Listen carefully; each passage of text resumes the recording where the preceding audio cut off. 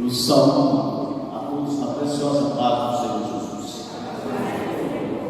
Quero dizer da minha alegria e estar mais uma vez a ministrar a palavra de Deus neste workshop ou workshop. Quero louvar a Deus pela vida da igreja, louvar a Deus pela vida do ministério, esse ministério aqui de forma brilhante tem buscado apresentar aos seus fiéis, aos seus partícipes, o aprendizado da palavra de Deus, seus membros, Glória a Deus pela vida do nosso pastor presidente, Laerte, que é um presente não só para a videira, mas para a educação cristã no Brasil. Pastor José Laerte, acredito que teologicamente ainda haverá uma grande ascensão do seu nome a nível nacional, pois o talento, a capacidade Deus já deu. Quero louvar a Deus pela vida dos companheiros, professores, mestres e amigos. Deus abençoe a todos. E a minha pretinha, a mulher mais linda do planeta Terra. E eu também, segundo minha mãe, sou o louco mais bonito. Só que a mãe falou isso até hoje, eu acredito nela. Glória a Deus. Meus amados, o estado intermediário é a nossa palestra de hoje. Eu irei fazer, usando a mesma metodologia da aula passada, irei apresentar a primeira aula e, antes de encerrarmos a primeira parte, eu estarei dando alguns livros que vão ajudar dentro do assunto. Tá? Alguns livros que vão ajudar. Não são os mesmos que eu trouxe na aula passada, mas estão dentro do mesmo contexto e mais precisamente sobre o estado intermediário, sobre a imortalidade da alma. E então deixarei o tempo para perguntas, tá bom? Os amados podem fazer suas perguntas. Se eu não tiver as respostas, eu recorro aos universitários que na verdade são os docentes, né? O universitário é pessoa. Deus abençoe. Em nome de Jesus. Queridos, o estado intermediário. Vamos lá. O que é o estado intermediário? Para que nós falemos do estado intermediário, detalhe, página 34 da apostila, inicia-se a nossa palestra, tá? Os slides, nós temos resumo e alguns elementos extra apostila, mas dentro do contexto da apostila. Tudo que é falado aqui está na apostila, que por sinal a apostila trabalha muito bem a questão. O que é o estado intermediário?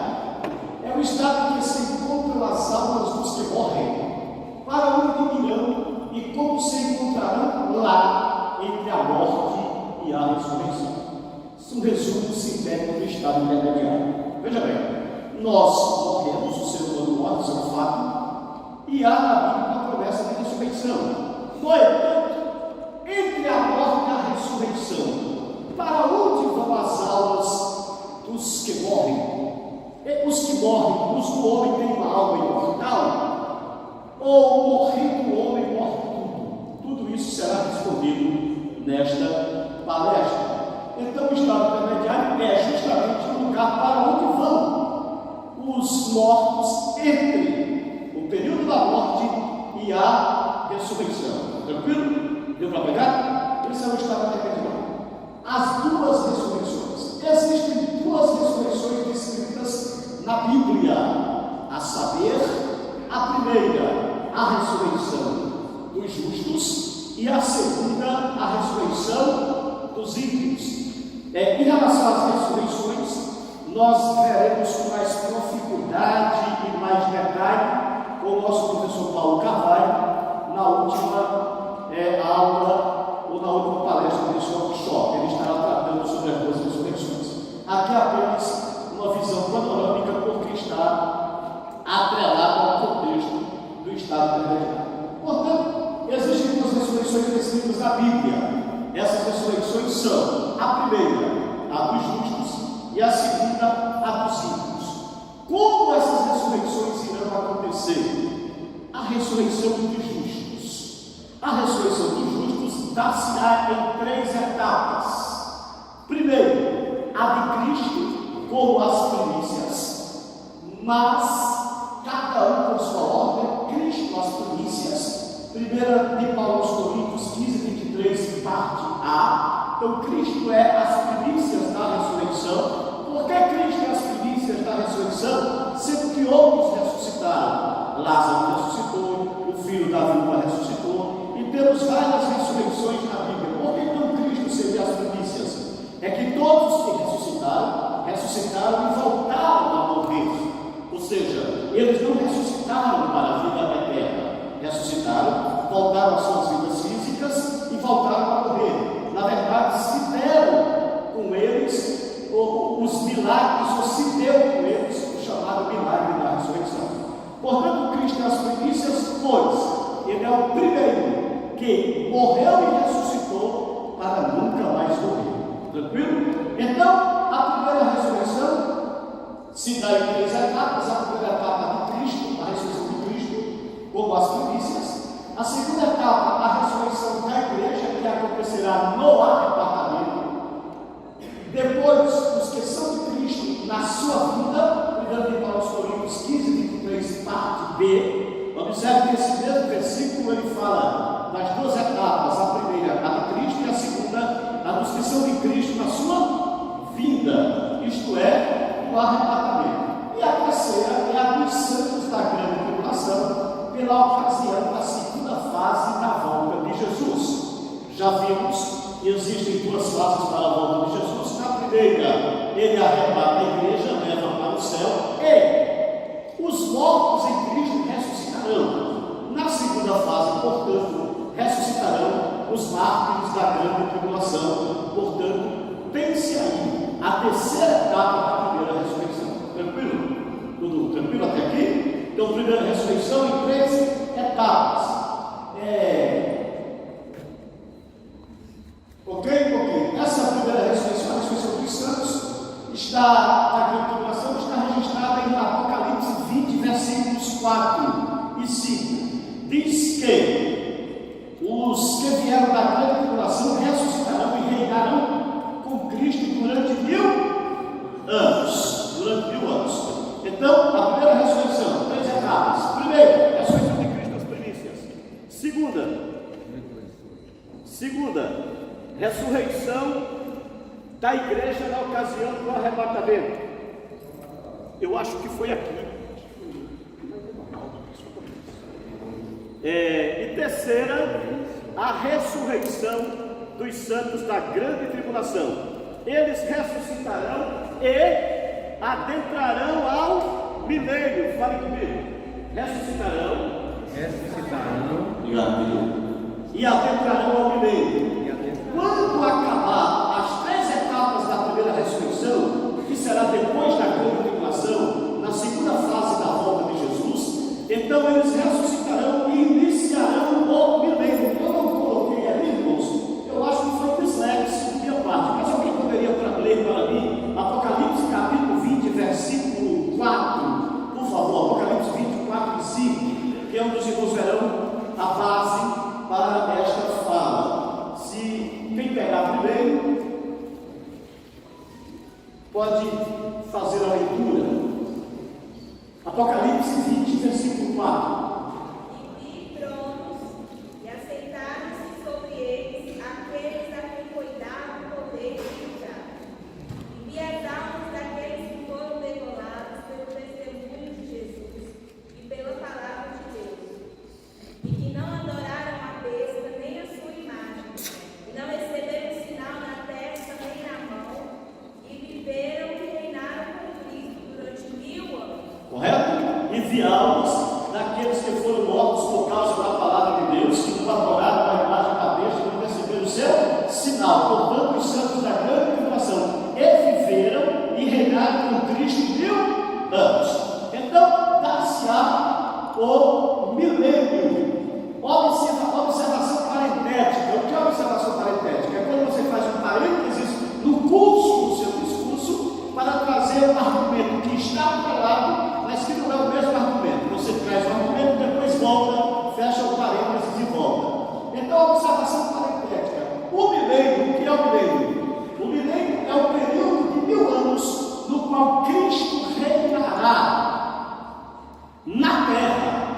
sobre o trono de Davi. Cristo reinará onde? Na terra. Ou melhor, reinará na terra. Onde ele reinará? Reinará na terra. Onde? É quando o verbo é estatizado, né? O verbo em movimento, aonde? Aquela pessoa do advérbio.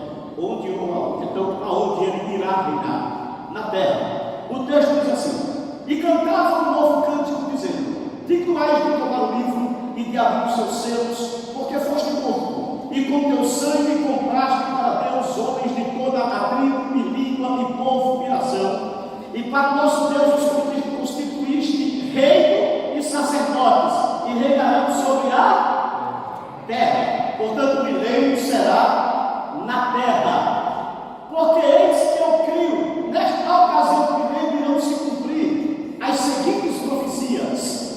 Isaías capítulo 65, 17 ao 25. Porque eis que eu crio céus novos e nova terra, e não haverá lembranças das coisas passadas, nem mais se recordarão, mas vós folgareis e exultareis perpetuamente no que eu crio, porque eis que crio para Jerusalém alegria e para o seu povo gozo, e folgareis em Jerusalém, e exultarei no meu povo, e nunca mais se ouvirá nela a voz do choro, nem a voz do clamor, não haverá mais nela criança de poucos dias, nem velho que não cumpra os seus dias, porque o jovem morrerá de 100 anos, mas o pecador de 100 anos será amaldiçoado. Isso acontecerá no milênio, tá, amados? E edificarão casas e as habitarão, plantarão vinhas e comerão o seu fruto, não edificarão para que outros habitem, não plantarão para que outros comam, porque os dias do meu povo serão como os dias da árvore. Aquela longevidade que existiu no Éden, ela voltará no milênio. Não trabalhou de mal, nem terão filhos para perturbação, porque são a semente bendita do Senhor, e os seus descendentes com eles. E será que, antes que clamem, eu responderei? Estando eles ainda falando, eu os ouvirei. Olha que lindo: o lobo e o cordeiro se apacentarão juntos, e o leão comerá palha como o boi, e pó será a comida da serpente. Não farão mal nem dano algum em todo o meu santo monte, diz o Senhor. Ou seja, a ferocidade dos animais será tirada durante o período milenial ou milenal de Cristo na terra. Mas o texto, Isaías 62, 22 e 21. Porque, como os céus novos e a terra nova que hei de fazer estarão diante de minha face, diz o Senhor, assim atestar a vossa posteridade no vosso nome. E será que, desde uma festa da lua nova até outra, e desde um sábado até outro, virá toda a carne a adorar perante mim, diz o Senhor, e sairão e verão os corpos mortos dos homens que prevaricaram contra mim. Esses corpos mortos aqui são os corpos dos que serão mortos na batalha do Armagedon, depois da grande tribulação, quando Cristo voltar na segunda fase, ok? A batalha de Armagedon, Apocalipse 16 vai estar falando sobre isso. O nosso professor William falou isso em aulas anteriores. E sairão os corpos dos homens que prevaricaram contra mim, porque o seu ferro nunca morrerá, nem o seu fogo se apagará, e será um horror para toda a carne. Olha só mais um texto, Zacarias 17, 14, 17 a 20. E acontecerá que, se alguma das famílias da terra não subir a Jerusalém, isso é durante o milênio, Jesus estará reinando em Jerusalém. Jerusalém será a capital do mundo. Cristo estará reinando lá, se cumprirá Zacarias 14, que diz: naquele dia, quando ele voltar na segunda fase, estarão os seus pés sobre os montes das oliveiras. E acontecerá que, se alguma das famílias da terra não subir a Jerusalém para adorar o rei, o Senhor dos exércitos, não virá sobre ela a chuva. E se a família dos egípcios não subir nem vier, virá sobre ela a praga, porque o Senhor ferirá as nações que não subirem a celebrar as festas das cabanas. O templo que será reconstruído no período da grande tribulação, Jesus, os judeus voltarão a utilizá-lo durante o milênio. Olha só mais uma profecia que irá se cumprir, mostrando que o milênio será na terra. Do incremento deste principado e da paz não haverá fim, sobre o trono de Davi e no seu reino, para o firmar e o fortificar em juízo e justiça, desde agora e para sempre. O zelo do Senhor dos exércitos fará isto. Então é a promessa do reino perpétuo sobre o trono de Davi. Deus sempre veio ratificando essa promessa à luz ou no decurso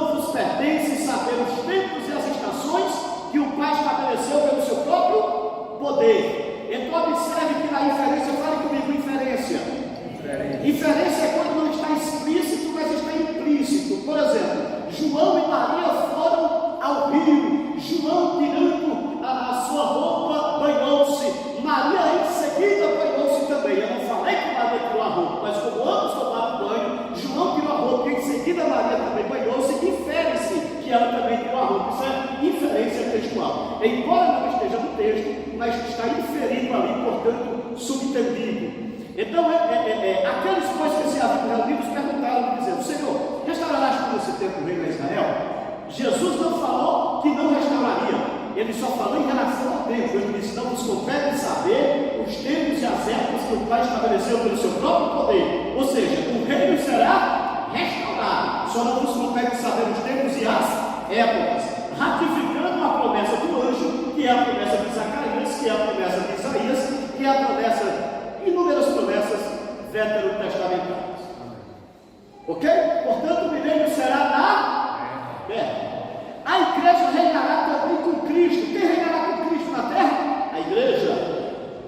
E ao que vencer e guardar até o fim as minhas obras, eu lhe darei poder sobre as nações, e com vara de ferro as regerá ou governará, e serão quebradas como vasos de oleiro, como também recebi de meu Pai.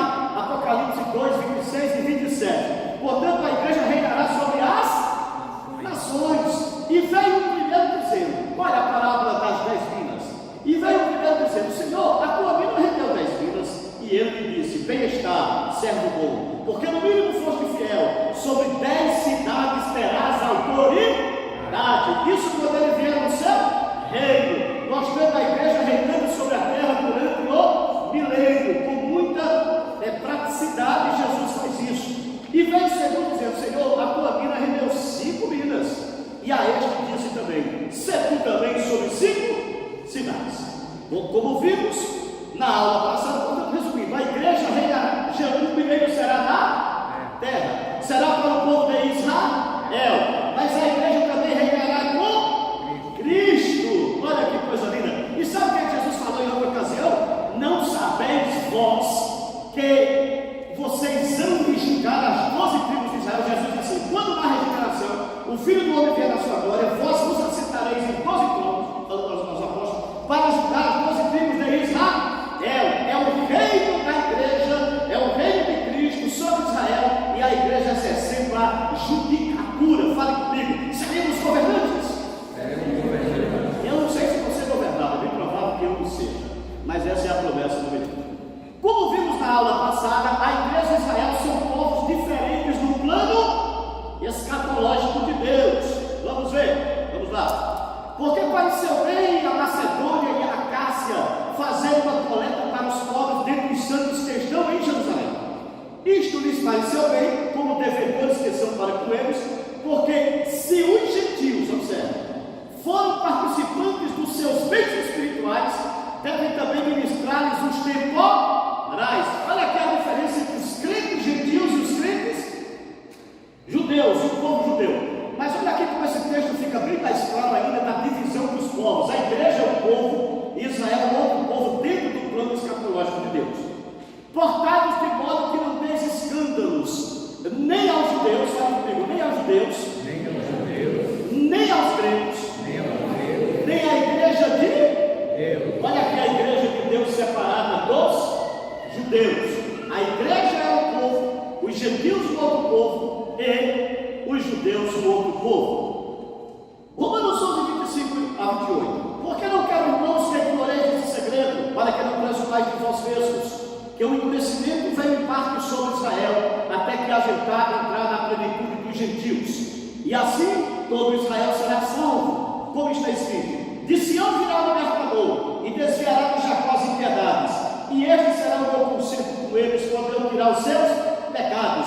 Assim que, quanto ao Evangelho, são inimigos por causa de vós, quem é a igreja. Mas, quanto à eleição, amados por causa dos pais. Aqui Paulo está dizendo: olha, o povo judeu é um, a igreja é outro. Deus endureceu o coração do povo judeu para levar o Evangelho à igreja.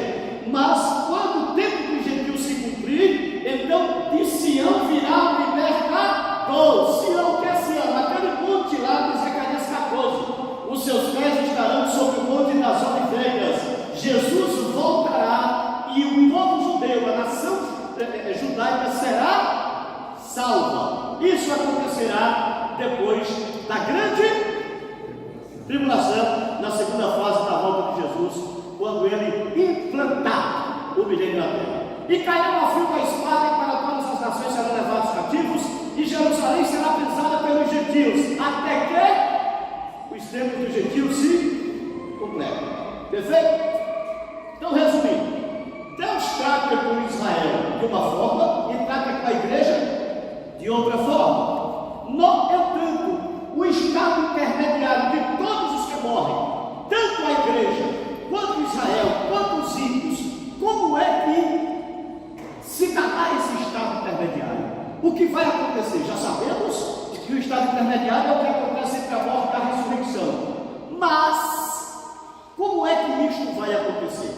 Para que nós entendamos isso, é necessário saber a constituição substancial humana. O que é a constituição substancial humana? É de quais substâncias o homem é feito. O homem é apenas corpo, o homem é alma e corpo, o homem é corpo, alma e espírito. Para isso existem três correntes de interpretação. Fale comigo: monismo, dicotomismo, tricotomismo. Essas são as três linhas teológicas que definem a estrutura humana. Nós somos corpo e alma, somos corpo, alma e espírito, somos só corpo. A teoria monista, o monismo, ou os monistas, que também são chamados de holistas. A teoria monista, também conhecida como holista, define o ser humano em sua totalidade como um ser mono, sem divisão de partes. O homem é uma alma, isto é, um ser vivente, e não possui alma vivente. Os monistas veem isso nas seguintes passagens bíblicas. Gênesis 2:7. E o homem foi feito alma vivente. Aqui está alma vivente, o teclado me traiu. Porque tu é como no teclado, né? Ligação mais muito. Mas não é alma, é alma. E o homem foi feito alma vivente. Gênesis 46:27. E os filhos de José, que ele nasceram no Egito eram duas almas. Todas as almas da casa de Jacó que vieram do Egito foram 70. Então os monistas ou os holistas dizem que o homem não tem uma alma, ele é uma alma. Quem defende isso aqui? Adventistas do sétimo dia e testemunhas de Jeová. Portanto, o homem não possui alma, ele não possui espírito, ele é uma alma vivente no seu todo. Essa é a linha monista, é o monismo. Os monistas também são aniquilacionistas. Dizem que quando o homem morre, todo o seu ser se desfaz conjuntamente. Na morte acontece o chamado sono da alma. Não há vida nem consciência após a morte. Para o sono da alma baseiam-se em textos que dizem: na sepultura, quem te louvará? Salmo 6:5. Porque os vivos sabem que hão de morrer, mas os mortos não sabem coisa nenhuma, nem tampouco eles têm jamais recompensa, mas a sua memória ficou entregue ao esquecimento. Eclesiastes 9:5. Então, com base nesses textos, os monistas dizem que o homem é uma alma vivente, e quando ele morre, morre tudo. Na morte, o homem dorme, existe um sono da alma, não existe uma alma que vai para um determinado lugar. Morreu, acabou. Para os monistas, a vida eterna só será desfrutada após a ressurreição. Tranquilo aí em relação ao monismo? Vamos lá. Dicotomismo. Os dicotomistas dizem que a alma e o espírito são a mesma coisa e que estes termos se referem à parte corpórea do ser humano.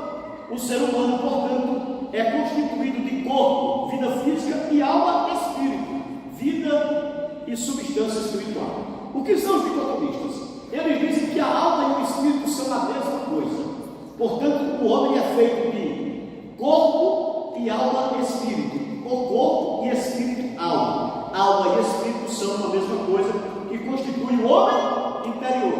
Isso são os dicotomistas. Eles alegam o seguinte: quando olhamos para o uso, Jesus me ajuda, quando olhamos para o uso das palavras bíblicas traduzidas por alma, hebraico nefesh, em grego psiché, o espírito, hebraico ruach, em grego pneuma, parece que elas às vezes são usadas indistintamente. Por exemplo, João 12:27, Jesus disse: agora está angustiada a minha alma. Enquanto que em outro contexto muito semelhante, no capítulo seguinte, João diz que Jesus perturbou-se em espírito. João 13:21. Assim, os dicotomistas, eles pegam textos em que diz que a alma se angustia, e há outro texto que diz que o espírito se angustia, há texto que diz que a alma pensa, há há textos bíblicos que dizem que o Espírito pensa.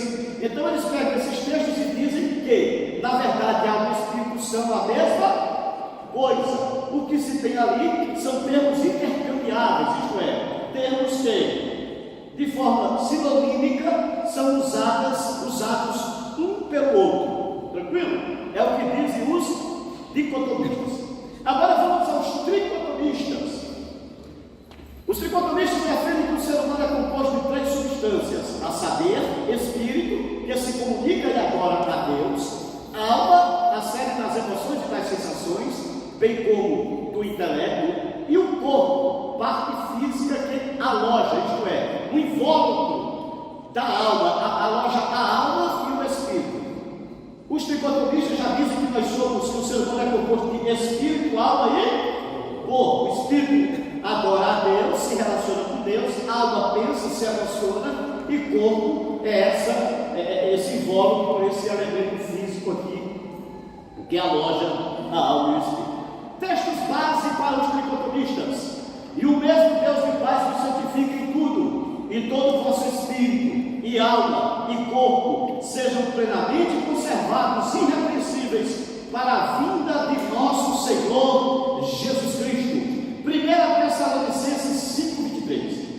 Outro texto: porque a palavra de Deus é viva e eficaz, e mais penetrante do que qualquer espada de 2 gumes, e penetra até a divisão da alma e do espírito, e das juntas e medulas, e é apta para discernir os pensamentos e intenções do coração. Portanto, aqui estão textos que falam que o homem é espírito, alma e corpo. São 3 substâncias.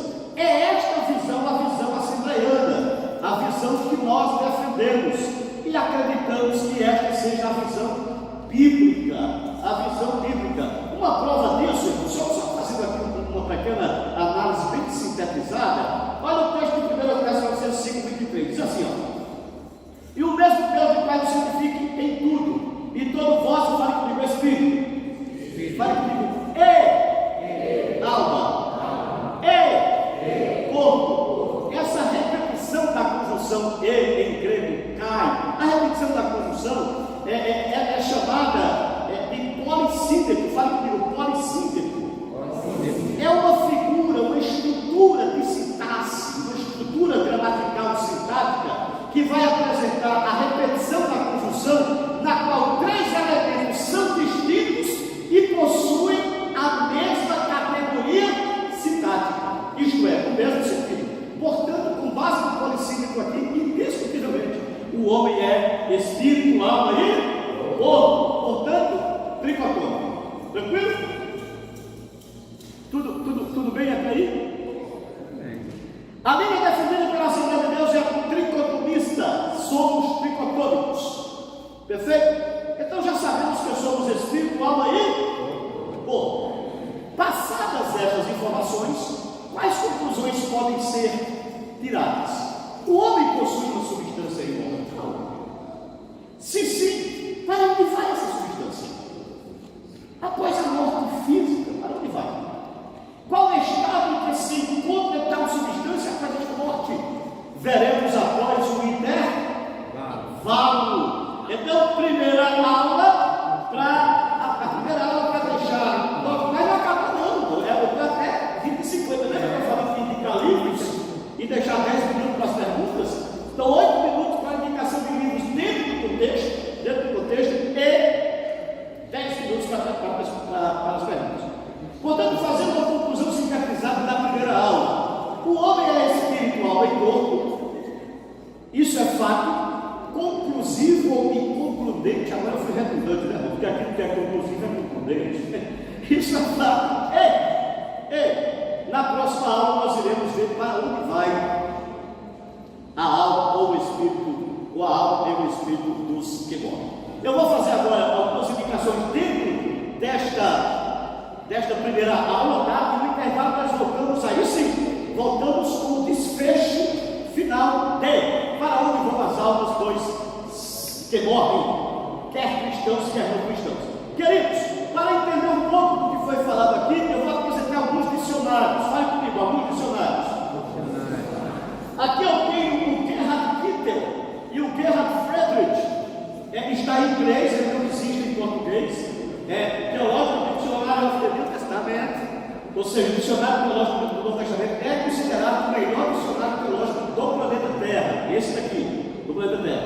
ele vai ajudar bastante nas terminologias. Nós temos aqui, para você entender o que vai ser falado mais à frente sobre o inferno, nós temos aqui um dicionário de mitologia greco-romana, para entender o contexto mitológico de Hades, de Tártaro, de Queena, de Sheol. Esse dicionário aqui irá ajudar. Dicionário de mitologia greco-romana. Eu tenho aqui o meu amigo, professor e mestre Elias Soares de Moraes, dicionário etimológico de nomes bíblicos. Compre, é uma coleção do Elias Soares de Moraes espetacular. Dicionário etimológico de nomes bíblicos. Esse aqui é conhecido, é um dos dicionários bastante usados pelas Assembleias de Deus, dicionário Vai. Isso vai ajudar a entender as terminologias. E o dicionário bíblico Tyndale. O dicionário bíblico Tyndale é um dicionário também extremamente necessário para que se entendam as questões terminológicas. Quem quiser depois pode vir tirar foto. Temos aqui um léxico hebraico e aramaico do Antigo Testamento, que vai te trazer a noção hebraica e aramaica de Sheol, Keber e termos para sepultura e para o inferno. Léxico grego do Novo Testamento, que vai trazer as definições de Hades, Queena e Tártaro. O de hebraico está em hebraico e o de grego está em grego. Precisa conhecer o hebraico e o grego para poder examinar, mas já pode estudar com a gente o grego e o hebraico bíblico para dar master. Por sinal, que nós iremos iniciar aqui, que só é o nosso curso de grego do Novo Testamento, mais um curso de grego bíblico aqui. Matricule-se, você vai aprender grego. Com certeza, se você se dedicar, você vai sair um grande mestre da língua grega. E se você quiser aprender hebraico, o hebraico bíblico, 1, 2, 3 e 4 ali, no bacharel em teologia da Master. Para o hebraico bíblico, eu também sou professor da Master. Eu sou do grego, básico, médio e avançado, aqui na igreja e na Master, hebraico bíblico. Tá certo? Ali o nosso diretor, Paulo Carvalho de Moura. Novo dicionário da Bíblia, novo, mas é bem antigo, também vai ajudar a questões tecnológicas, e o novo dicionário de teologia. Então, esses dicionários aqui, em relação às tecnologias, eles vão ajudar bastante. Ok? Ok. Para entender o conceito de alma na cultura grega, eu apresento esse livro de Platão. Aqui você tem Fedro. Fedro é uma obra de Platão. Aqui ele vai tratar sobre a morte de Sócrates, e o meu pastor gosta muito de falar da cicuta, né? Que eu veneno de deram para que Sócrates morresse. E aqui vai trazer toda a ontologia almática de Platão. O que Platão, que os gregos pensavam sobre a alma, está aqui. Detalhe, escrito pelos próprios gregos. Então, não tem como você pegar a invenção de terceiros. Leia isso aqui. Na verdade, isso é uma coleção, me parece que são 56 livros. Acho que são isso. Eu possuo a coleção completa, mas esse aqui vai falar sobre a alma em Platão. Perfeito? Tranquilo? Tudo bem? Ressurreição do reino the grave. Isso aqui vai falar sobre ressurreição dentro de várias culturas, a ressurreição bíblica. E vai falar também sobre a origem da alma. Fala comigo, conhecendo as doutrinas da Bíblia. O Meia Pilma, aqui está toda a escatologia assembleiana de forma muito bem elaborada e dissecada. O meu pastor presidente sabe, conhece e possui as duas sessões do seu possui, não possui. A antiga e a nova, essa é a antiga. Eu vou orar para alguém me doar a nova. Aqui eu tenho perguntas difíceis de responder, também com o meu amigo Elias Soares de Moraes. Perguntas difíceis de responder. Esse livro aqui vai falar só sobre a imortalidade da alma. Só sobre a imortalidade da alma. E perguntas difíceis de responder, volume 3. Amados, talvez seja cansativo, mas isso é para você dar essa aula aqui, vai lhe ajudar. Você vai ler tudo isso aqui e no final você vai dar essa aula. Bem, se você quiser, você pode dar pela apostila também, que ela está completa. Meu pastor ele já trouxe tudo ali de uma forma muito bem preparada. Aqui nós perguntas difíceis de responder. Amados, o Senhor Jesus Cristo, que a maior defesa do decêncio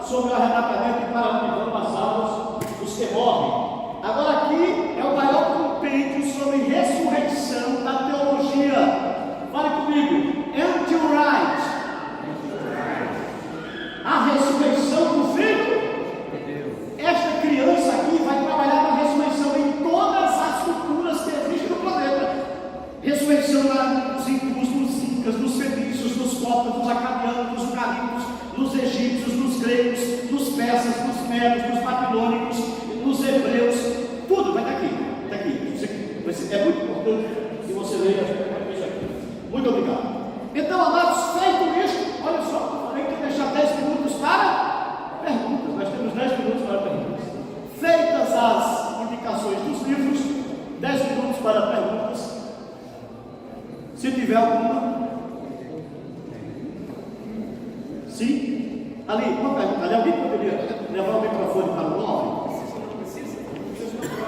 Mas é, para que toda a igreja ouça o nome. Tá certo? Então faça suas perguntas. Se eu não tiver resposta, vou aos universitários. Paz do Senhor.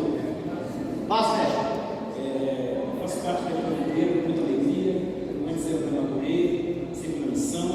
Eu queria saber do senhor a seguinte pergunta. Aquele livro aramaico e hebraico que o senhor apresentou aí, eu queria saber se eles estão transliterados.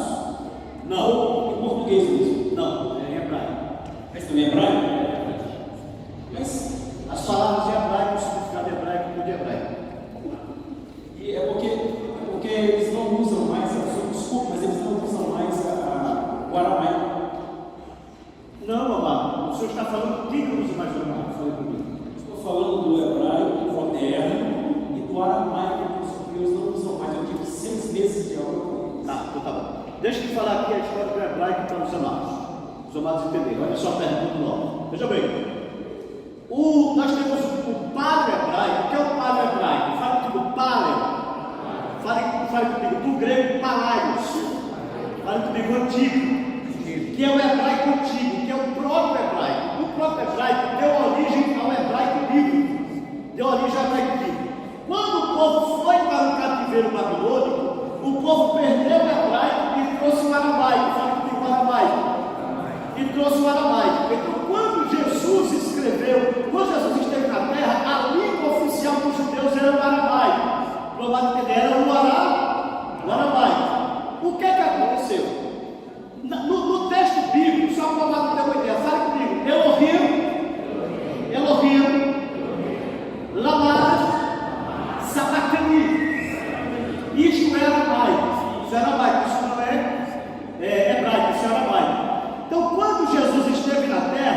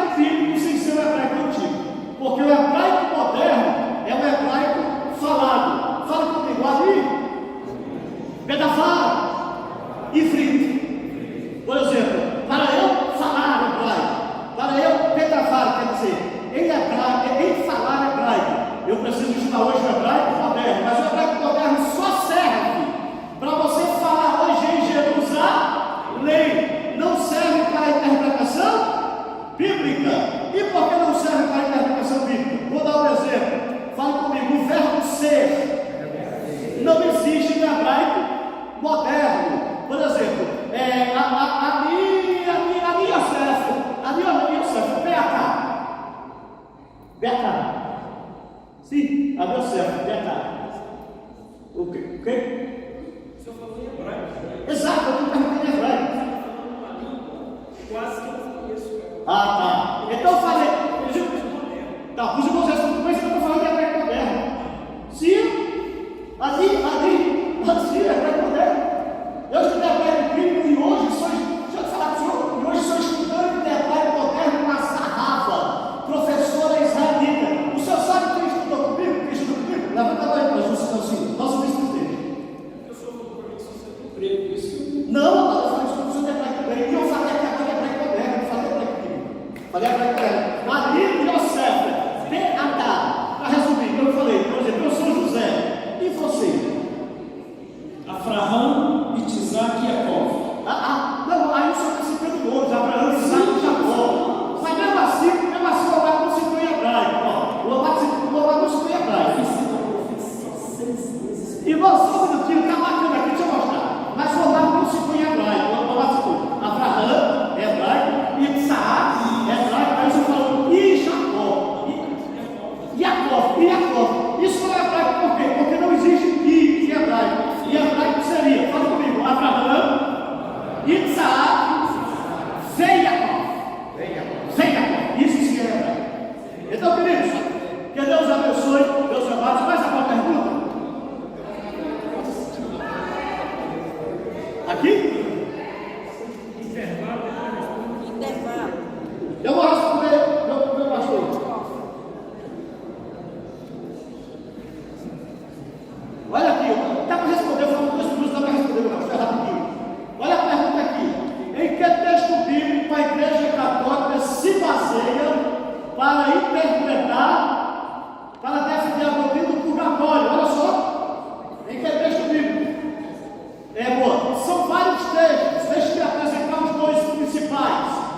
Primeiro texto bíblico, o texto do Sermão do Monte, quando Jesus diz assim: reconcilia-te depressa com o teu adversário, enquanto está no caminho com ele, para que não aconteça que o teu adversário te entregue ao oficial de justiça, o oficial de justiça te entregue ao juiz, o juiz te encerre na prisão. Digo-vos que não sairás de lá até que não pague o último centimo. Então, com base nesse texto, eles vão dizer que quando a pessoa morre em pecado, ele vai para a prisão, e depois que ele sofre na prisão, que é o purgatório, e quando ele pagar o último centimo, isto é, todos os seus pecados no purgatório, então ele sairá de lá e irá para o céu. O outro texto bíblico é aquele texto que nós falamos sobre o tribunal de Cristo, que diz que o fogo declarará quais são as obras de cada um, se palha, se feno, se cobre, e o tal será salvo todavia como que pelo fogo. Eles vão dizer que esse é o fogo do purgatório. Aí estamos portando os 2 textos basilares para usados pela Igreja Católica para defender a doutrina do purgatório. No entanto, não tem como a gente trazer uma explicação que possa refutar isso. Mas eu vou trazer um texto que já resume. Hebreus 9, 26 e 27, 9 e 27. Enquanto a homem está ordenado a morrer uma vez, vindo depois disso um juízo. O que Jesus fala no Sermão do Monte, fala comigo, analogia. São questões analógicas. Que Deus abençoe, intervalo, e voltaremos com a última fase da aula, e em seguida, depois dela, estaremos ouvindo cadê a cantora Lamora? Adorando o Senhor. Deus abençoe. Abi, muito obrigado por vir. Muito bom.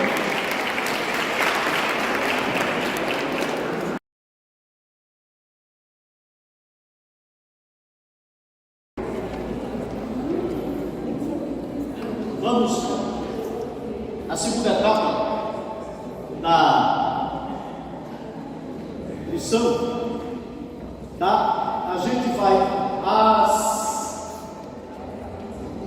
21h35, 21h40, eu encerro, que é para passar para a cantora, né, pastor? É assim mesmo? É isso? Para passar para a cantora e o meu ele voltar ao trabalho, a quem é direito, ao nosso pastor, para ele falar comigo, presidente. Pode falar de boca cheia. Meus queridos,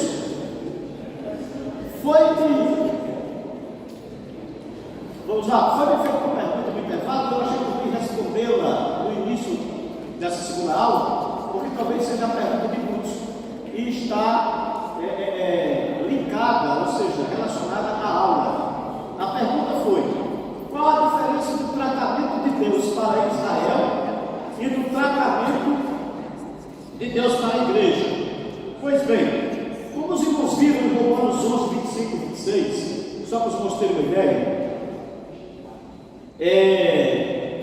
e na aula que a gente deu, a aula anterior sobre as 70 semanas de Daniel, João 1, capítulo 1, versículo 11, acho que essa não me falha a memória, diz que Jesus veio para os que eram seus, isto é, para os judeus. Mas eles não o receberam, e a todos os que o receberam deu o poder de serem feitos filhos de Deus. Em um de seus sermões, Jesus disse que o reino de Deus seria tirado dos judeus, ou melhor, dos filhos do reino, em uma das palavras, e seria dado a outro povo. Portanto, na cruz do Calvário, quando os judeus crucificam Jesus, a porta se fechou para Israel e abriu-se para os gentios. Cumprindo a 69ª semana escatológica de Daniel, capítulo 9, versículos 26 e 27. 24, 25, 26 e 27. A gente falou isso em aula anterior e outros professores também falaram. A partir de então, o tratamento de Deus para Israel, que é o tratamento de reino físico, fala comigo, reino físico. Fala comigo, o reino de Davi, que é aquele reino que nós falamos aqui anteriormente. Esse reino tornou-se inoperante na sua forma física, isto é, Jesus, ele abriu parênteses na cronologia real de Israel. Nesse parênteses entrou a igreja. Todavia, depois do arrebatamento, o parênteses voltará, será fechado para a igreja e se voltará para Israel. E Israel, nação, fala comigo, Israel, nação. Fala comigo, Israel, estatal. Fala comigo, o Estado israelense.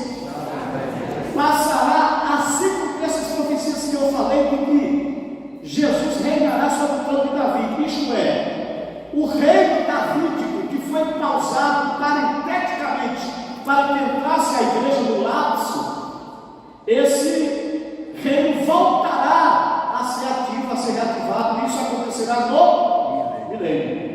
Então, o tratamento de Deus para com Israel, o tratamento físico, o tratamento de realeza física, o tratamento de Deus para com a igreja, o tratamento espiritual. Todavia, porém, contudo, entretanto, a igreja reinará com Cristo sobre a terra durante o milênio, e ela julgará a nação de Israel durante o milênio. Tranquilo? Deu certo, pastor? Amém. Deus abençoe. Então vamos lá.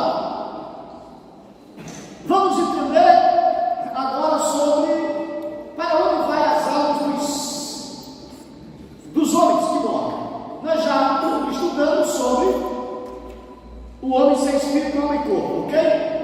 Agora nós vamos estudar 4 palavras, na verdade, que existem para falar da vida do homem após a morte. A policeria das palavras alma e espírito. Antes de falar das palavras relacionadas para onde vai a alma, vamos falar sobre alma e espírito. Aqui, eu preciso falar isso. Os nossos amigos mortalistas, irmãos, porque são hereges, não são cristãos, não são cristãos em hipótese alguma. Os nossos amigos mortalistas, eles não são cristãos por muitos fatores, mas são muitos fatores dele que eu tenho que falar. Eles dizem que a alma é o homem no seu todo, correto? E dizem que o espírito é o fôlego de vida. Fala comigo, o fôlego, o sopro. Eles pecam, fala comigo, analfabeticamente. Pode falar? Exatamente. Por quê? Porque eles erram, eles cometem erro.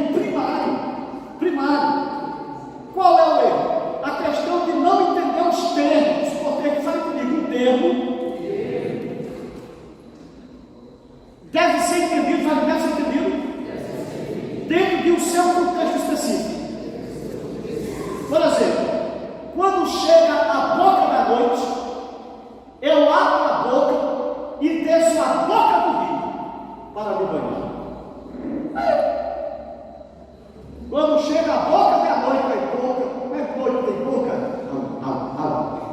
Eu abro a boca, essa boca aqui, ó. E entro na boca do rio. Olha só, para me pegar, estou usando uma palavra com 3 significados diferentes. É uma mesma palavra, dentro do mesmo contexto. Fale comigo, homônimo. Fale comigo, parônimo. Existem homônimos e parônimos. O que são homônimos? São palavras com grafia e pronúncia semelhantes, mas com significados diferentes. E existe um outro elemento chamado de polissemia. Polissemia é um estudo lexicográfico da multiplicidade de significados ou sentidos de uma palavra. Aqui é a mesma palavra, diferente dos homônimos e diferente dos parônimos, a mesma palavra, mas com significados diferentes. Vamos ver a polissemia da palavra alma. A palavra alma, hebraico, nefesh, grego, psiché, possui uma larga gama de significados polissêmicos. Ou seja, a palavra é a mesma, não é o homônimo, é a mesma palavra, mas com significados polissêmicos diferentes. Tá? Vamos lá. O homem é uma alma vivente. Gênesis 2:7. E o homem foi feito alma vivente. No hebraico, Naase Radam Verefesh Hayá. E o homem foi feito alma vivente. O homem foi feito alma vivente. Então o homem é uma alma vivente. O sangue é a alma ouvida do corpo. Qual a palavra ali? Alma, nefesh, ou psiché. Porque a alma da carne está no sangue, pelo que vos tenho dado sobre o altar, para fazer expiação pela vossa alma, porquanto é o sangue que fará expiação pela alma. Então aqui a alma é o sangue, olha, a mesma palavra, mas com outro significado. A alma é a parte incorpórea do ser humano, que permanece viva após a morte do corpo. E não tem mais os que matam o corpo e não podem matar a alma. Temei antes aquele que pode fazer perecer no inferno a alma e o corpo. Então observe, o que é que o texto está dizendo? Não tem mais os que matam o corpo e não podem matar a alma. Isso significa dizer que o homicida, ele tira a vida de um indivíduo, o indivíduo automaticamente morre, mas ele matou apenas o corpo, mas permanece algo que ele não pode matar. Aqui você tem alma, ou uma parte incorpórea do ser humano, que permanece viva após a morte do corpo. Tranquilo? A alma se emociona e pensa. Disse então Maria: a minha alma engrandece ao. Vai comigo, engrandecer. É um ato que exige emoção e intelecto. A emoção de engrandecer, apresentando a sensibilidade do sentimento de engrandecimento, de alegrar-se com o objeto que está sendo engrandecido. Para engrandecer precisa-se tirar a conclusão do valor do objeto, e a conclusão é tirada pelo intelecto. Então, em relação aqui, a alma se emociona e pensa. A alma se emociona e pensa. Ok? Então nós vemos aí, alma, o ser humano no seu corpo é uma alma, o sangue é alma, e a alma permanece viva após a morte. Logo, deixa eu falar algo aqui para os irmãos, e cadê meu livro de exegese? Compra o livro de exegese bíblica, traga aí para mim, por favor, fazer minha propaganda. Olha, o maior inimigo da interpretação é a etimologia das palavras. Coloque isso na sua cabeça. Alguém vai interpretar o texto e vai para a etimologia das palavras, mas a etimologia apresenta, fale comigo, o significado original. Mas cada palavra tem um significado dado pelo seu autor dentro do texto especificamente. Se você quiser aprender tudo sobre isso, compre aqui meu livro, Síntese Exegética e Teoria Prática. Compre ali com a minha esposa, com a minha pretinha, R$35. Aqui eu ensino tudo sobre metodologia de exegese, para você não se perder na hora de interpretar o texto. Então, qual o problema dos nossos amados mortalistas? Eles se perdem na polissemia, que é uma das regras de interpretação vocabular, isto é, de um vocábulo.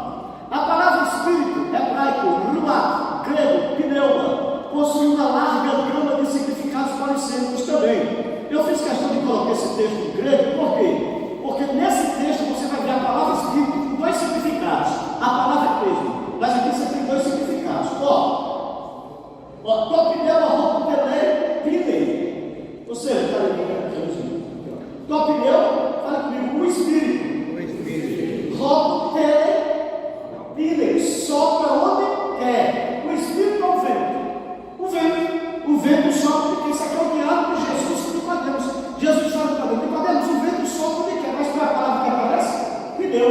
Roupa, pilei. O vento sopra onde quer, cai performando alto e a sua voz acues. Ouve-se a sua voz. Ouve-se, mas não sabe para onde é que cai, para onde vai por ripago, para onde vem, para onde vai. Rutas, pasmo, que menos é que tu pneu. Olha, acerta daquele que é nascido do Espírito. A palavra Espírito aqui é pneus e a palavra Espírito aqui é pneu. As palavras pneu. Essa daqui, no modo, no caso normativo, e essa no caso genitivo. Você tem a palavra Espírito aí, fala comigo, Espírito. Pneu.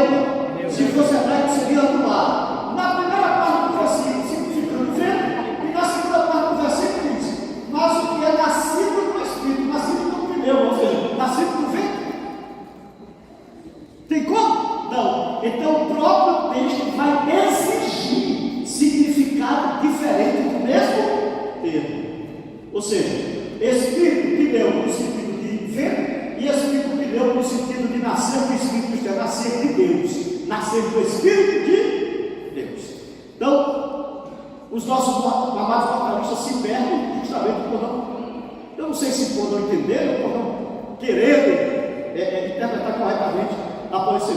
O vento é o Espírito, João 3,8. O fogo de vida é o Espírito, Gênesis 6,17. O Espírito se emociona, Lucas 1,47. O Espírito pensa, segundo Coríntios 2,11. O Espírito não possui carne nem osso, Lucas 24,39. Deus é Espírito. Rogar pneu é Espírito, porque Deus é Espírito. É o que está escrito lá. Olha, Deus é vento, Deus é fogo, Deus é o ar que respiramos. Não é. Só para vocês entenderem que, se não entender realmente, de fato, de interpretação, vai interpretar a palavra, fale comigo. Etimologia, sinonimia, antonimia, paronomia, homonomia, lexicografia, semântica, e por aí vai. Aí você vai entender o peso. Já chega, né, irmãos? Se comprar o meu livro, lá tem essas orientações. Vamos lá, observação paratética. Não se deve confundir com polissemia com parônimos. Isso aqui eu já expliquei, então vamos embora. Então já sabemos que a palavra Espírito, em alguns casos, é vento, em outros casos é o fogo de vida, mas também é a parte corpórea do ser humano que pensa, que raciocina e que não morre, que não possui carne e osso, correto? Correto. Definindo os termos, eu estou de olho ali. Existem duas palavras hebraicas e três gregas para designar o lugar para onde vão os ímpios, para onde vão os espíritos depois que morrem. Primeiro, já sabemos que o homem tem um espírito, agora vamos saber para onde vão: o espírito e a alma, ou o espírito e a alma, você sabe. O hebraico Sheol possui uma larga polissemia, igual à sepultura, mas se o Senhor criar alguma coisa nova e a terra abrir a sua boca e o estragar com tudo que é seu, e vivos descerem ao sepulcro. A palavra que aparece aqui é Sheol. Para lá, no contexto acima, vão os justos e os bons, e levantaram-se todos os filhos e todas as suas filhas para o consolarem. Recusou, porém, ser consolado e disse: na verdade, com choro ele desceu meu filho até a sepultura. Isso aqui é Jacó dizendo que vai morrer, chorar até morrer e descer a sepultura, por causa de José que foi vendido pelos irmãos. Jacó pensava que José ter sido comido por Félix. Qual a palavra que aparece aqui? Sheol. Lugar de castigo para os ímpios. Os ímpios serão lançados no inferno. A palavra aqui é Sheol. E todas as nações que se esquecem de Deus. Observe que os ímpios serão lançados no inferno. Quem será lançado nos infernos? Os ímpios. Ora, mas Jacó também não foi para o Sheol. E por que o texto está dizendo que os ímpios serão lançados lá? Então, a nação que se esquece de Deus. Porque Sheol aqui entra no contexto do conceito de castigo, que é o inferno. Tá bom? Tá bom. Vamos continuar. Essa é a palavra hebraica. Existem 3 palavras gregas. Faz comigo, Hades. É equivalente ao Sheol. Tudo que é dito de Sheol é dito de Hades na Septuaginta. Está por aqui a Septuaginta. Depois vocês quiserem ver. No entanto, o tormento ali é aclarado no Novo Testamento. Lucas 16, 23. Lucas 16, 23 é a parábola do rico e Lázaro, que alguns veem ali como história real. Não vou entrar aqui no particular.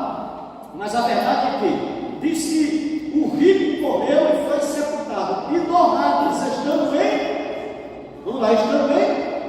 tormento, viu Abraão e Lázaro no seu seio. Então aqui você tem Hades, que é a representação da palavra hebraica Sheol, como lugar de tormento. É a antítese de céu. E tu, Cafarnaum, que ergues até os céus, serás abatido até os infernos. Ok? Vamos lá, vou continuar aqui. Outra palavra grega, Geena, fala comigo, Geena, que alguns pronunciam Geena, o lugar de punição final. Gebel Inon, que é o vale do filho de Inon, um lugar em que se queimavam crianças em sacrifício anual, que não existe para a costila, tá? Tornou-se símbolo da punição eterna. E se teu pé se escandalizar, corta-o. Melhor para ti entrar exposto na vida do que, tendo 2 pés, seres lançados no Geena, inferno, no fogo que nunca se apaga, onde o seu bicho não morre, no fogo nunca se apaga. Vamos sair daqui, lugar de tormento. E existe uma outra palavra que é Tártaro, a parte mais baixa dos próprios infernos. A distância era considerada a mesma entre a terra e os céus. Para lá iam os mais terríveis criminosos, isso falando da mitologia grega. Lá foram aprisionados os mais terríveis anjos caídos. Texto básico. Porque se Deus não perdoou a anjos que pecaram, mas havendo-nos lançado no inferno, nos entregou as cadeias da escuridão, ficando reservados para o juízo. A palavra inferno que aparece aqui em grego é Tártaro. Perfeito? Então, resumindo, Hades representa o Sheol, então tem vários significados. Pode ser lugar de punição, lugar de tormento, pode também ser sepultura, se bem que para a sepultura você tem Kever em hebraico e Tafos em grego. Tafos e Tafés são 2 palavras gregas, uma para a sepultura e outra para o sepultamento. Mas você tem essas 3 palavras. Agora vamos lá. Uma vez que existem o Hades, o Geena e o Sheol, que são subdivisões, ou melhor, Hades, Geena e Tártaro, são subdivisões do Sheol, ou subdivisões do inferno. Essa palavra inferno é uma palavra latina. Então as traduções vêm desses termos gregos. Então, para onde vão as almas? Vão para o Hades? Vão para o Geena? Vão para o Sheol? Vamos aprender isso aqui agora. Na morte, alguém me fez essa pergunta e eu já respondo aqui. Na hora que morre, quando se morre, o salvo, o momento da morte, que é o estado intermediário entre a morte e a ressurreição, os salvos vão para o seio de Abraão. E aconteceu que o mendigo morreu e foi levado pelos anjos para o seio de Abraão. Esse seio de Abraão também é chamado de paraíso. E disse-lhes Jesus: em verdade vos digo que hoje estarás comigo no paraíso. E havendo aberto o 5º selo, vi debaixo do altar as almas dos que foram mortos por amor à palavra de Deus e por amor do testemunho que deram. Paraíso, fala comigo, paraíso.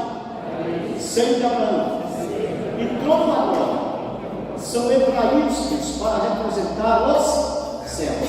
Então observe que quando Lázaro morreu, foi levado pelos anjos para o seio de Abraão, que Jesus chama de paraíso, que Paulo, no seu arrebatamento em Coríntios capítulo 12, chama de terceiro céu, que conforme Apocalipse 6, fica debaixo do altar de Deus. Ou seja, seria a antessala do céu. Tranquilo? Até aí? Para lá vão os salvos quando morrem.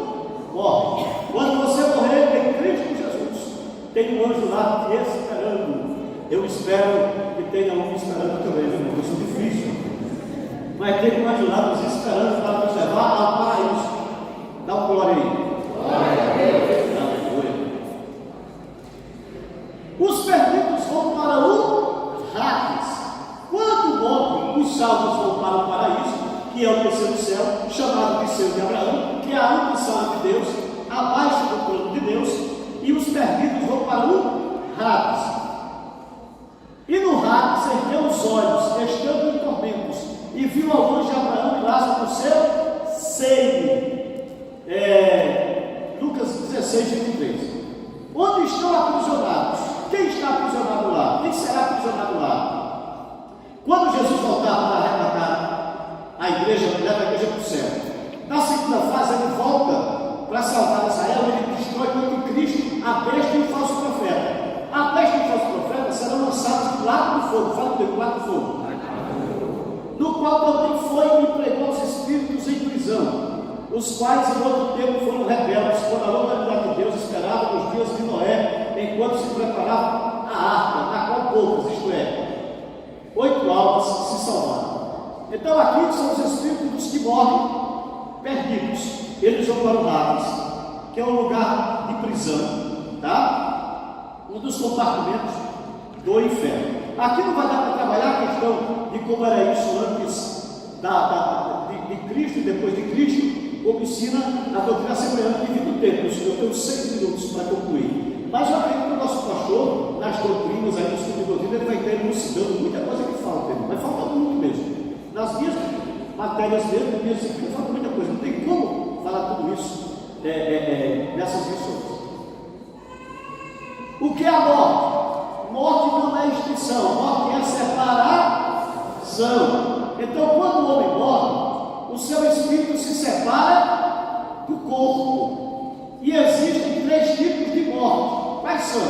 A morte espiritual. Jesus disse: deixe os mortos sepultar os seus mortos. Tu, porém, vem e segue. Ora, como é que o morto ressuscita o morto? O morto só ressuscita o morto se ele não é vivo. Não é que não é um morto vivo. É porque é morto espiritualmente e vivo fisicamente. Então existe a morte espiritual. Existe a morte física, Hebreus 9:27, enquanto nós vamos estar lá morrer uma vez e depois do juízo. E existe a morte eterna. Estes serão condenados à perdição eterna, longe da presença do Senhor, longe do seu poder e da sua glória. Segundo Tessalonicenses 1:9. Conclusão. Os amados entenderem aqui, para dar certo, tem que acabar no tempo certo.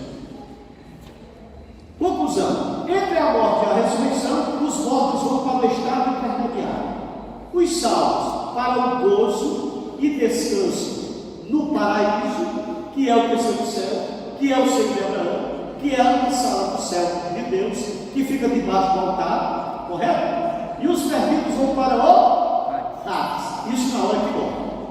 Ao ressuscitarem, os salvos receberão seus corpos transformados e entrarão na vida eterna. Os ímpios ressuscitarão para a perdição e vergonha eterna.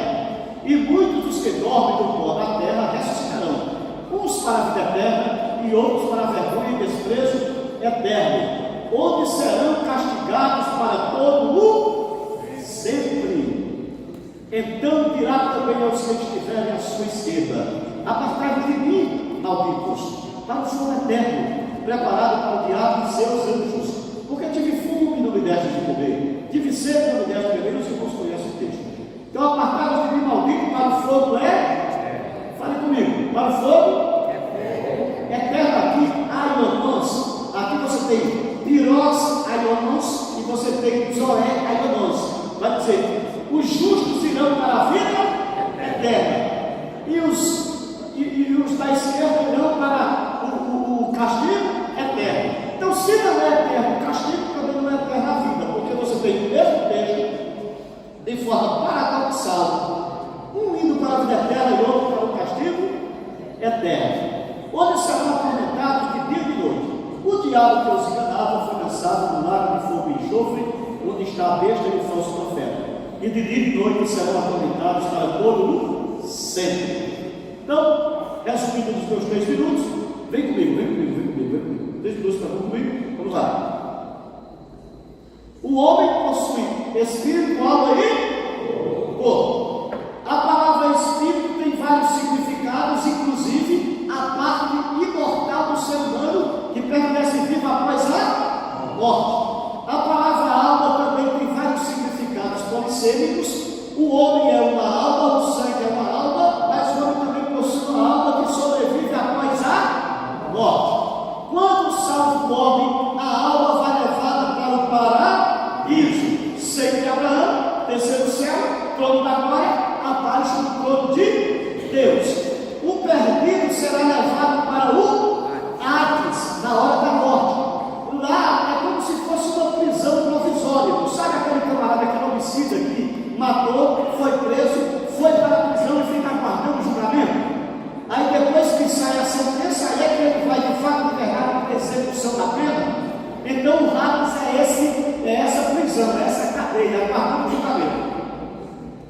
Jesus veio e planta o milênio na terra, fala comigo, depois do milênio, Satanás volta a enganar as nações, desce fogo do céu e consome Satanás e todo mundo. Então acontecerá a ressurreição dos ímpios. Fala comigo, a ressurreição dos ímpios. Depois do milênio.